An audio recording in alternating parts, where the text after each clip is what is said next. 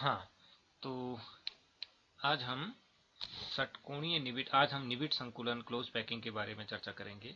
तो निविड संकुलन क्या होता है, क्लोज पैकिंग क्या होती है, इस बारे में चर्चा करेंगे, देखेंगे। तो ठोस पदार्थों में अवयवी कणों की ऐसी व्यवस्था जिसमें उनके बीच कम से कम रिक्त स्थान रहे, निविड संकुलन कहलाता है। निविड संकुलन तीन प्रकार से किया जा सकता है।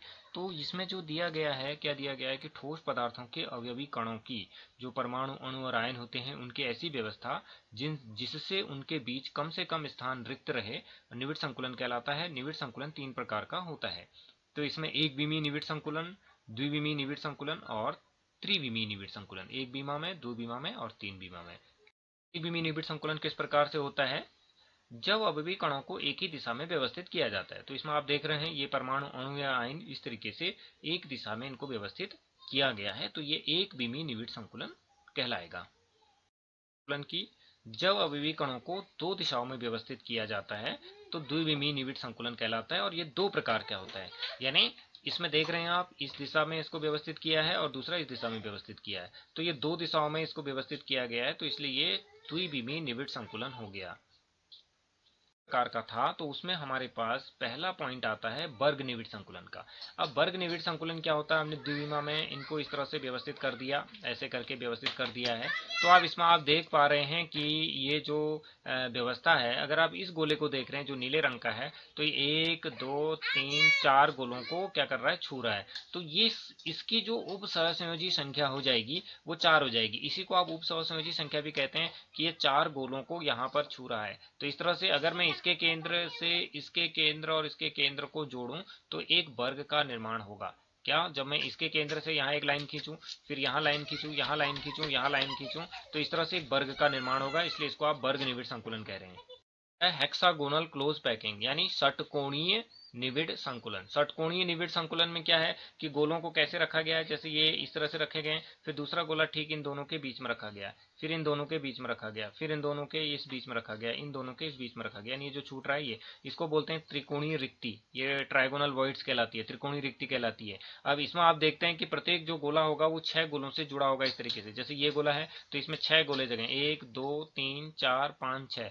ये जो 6 गोले हैं इसके इसके इस गोले से टच हैं। तो इस स्थिति में इसकी जो कोऑर्डिनेशन नंबर हो जाएगी, उप सहसंयोजी संख्या हो जाएगी, वो 6 हो जाएगी, यानी 6। और अगर मैं इसको और इसको जोड़ूं, फिर इसको जोड़ूं, इसको जोड़ूं, इस तरह से अगर मैं जोड़ने का काम करूं तो एक षटकोण बनेगा, एक बेंजीन रिंग जैसा यहाँ पर बन जाएगा, षटकोण बन जाएगा। तो इसलिए इसको हम षटकोणीय या हेक्सागोनल क्लोज पैकिंग कहते हैं। इन 3D, अगर हम निविड संकुलन 3D में बात करते हैं, उसमें वर्ग निविड संकुलन की बात करते हैं, तो कुछ इस तरह से नजर आता है। और इस स्थिति में क्या होता है कि जो कोऑर्डिनेशन नंबर होती है वो 12 होती है, यानी एक जो गोला होता है वो 12 गोलों को टच कर रहा होता है, और इसमें जो है, इसलिए ये जो कोऑर्डिनेशन नंबर यहाँ पे 12 होती है, उप सहसंयोजी संख्या यहाँ पे 12 हो जाती है। तो इस तरीके से मतलब ये चार जो है इस तरह से हो जाएगा। 3D में जो षटकोणीय निविड संकुलन है वो कुछ इस तरह से नजर आता है, इसमें भी कोऑर्डिनेशन नंबर जो है 12 होती है। तो आगे इस पर हम बात करेंगे। तथा अष्टफल की रिक्तियां, तो ये चतुष्फल की रिक्तियां और अष्टफल की रिक्तियों के बारे में हमने बात करनी है अब।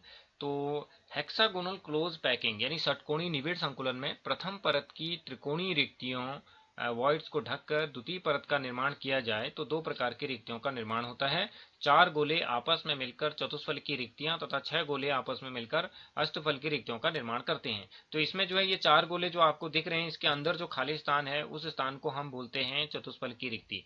और यहाँ पर जो है अष्टफल की रिक्ति की बात भी अभी हम करेंगे। तो इसमें आप देख रहे हैं 4 गोले इसमें जो है जुड़ते हैं, 4 गोलों के अंदर जो खाली स्थान होता है उस खाली स्थान को हम क्या बोलते हैं?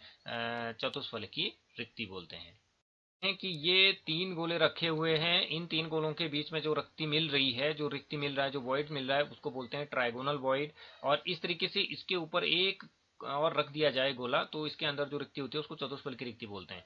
ये आपको यहाँ पर स्पष्ट दिखाई दे रहा है, एक गोला है, 2 3 और इसके बाद इसके ऊपर से 4 गोले रख दिए हैं, तो ये चतुष्फल की रिक्ति हो गई। अर्थात 4 गोले आपस में मिलकर के चतुष्फल की रिक्ति का निर्माण करते हैं। और कब करते हैं? जब आप षटकोणीय निविड संकुलन करते हैं। षटकोणीय निविड संकुलन में ये जो आपको दिख रहा है ये पहली परत है। इस पहली परत में 1 2 3 और इसके बीच में जो रिक्ति दिख रही है 4, इसके ऊपर आपने एक चीज रख दी तो इस तरह का बन जाएगा, तो वो चतुष्फल की रिक्ति हो जाएगी। जो है अष्टफल की रिक्तियों में 6 गोले, 1 2 3 4 5 और 6 गोले हैं। ये 6 गोले आपस में मिलकर के इसके अंदर जो खाली स्थान है उसको हम अष्टफल की रिक्ति बोलते हैं। तो ये चित्र में आपको इस तरह से दिखाई देगा, 3 गोले ये नीचे जो काले उसे दिखाई दे रहे हैं, 1 2 3 ये हैं, और उसके ऊपर 1 2 3, और इसके अंदर जो रिक्ति दिखाई दे रही है इस रिक्ति को हम बोलते हैं ऑक्टाहेड्रल रिक्ति। तो चतुष्फल की रिक्ति और जो आपका अष्टफल की रिक्ति है, इसको इस तरीके से हम लोग ध्यान रखते हैं। इस तरह से पेपर में क्वेश्चंस भी इसके आते हैं। यदि किसी निबिड़ संकुलन में भाग लेने वाले गोलों की संख्या n हो तो उनमें उपस्थित चतुष्फल की रिक्तियों की संख्या 2n होगी तथा अष्टफल की रिक्तियों की संख्या n ही होगी।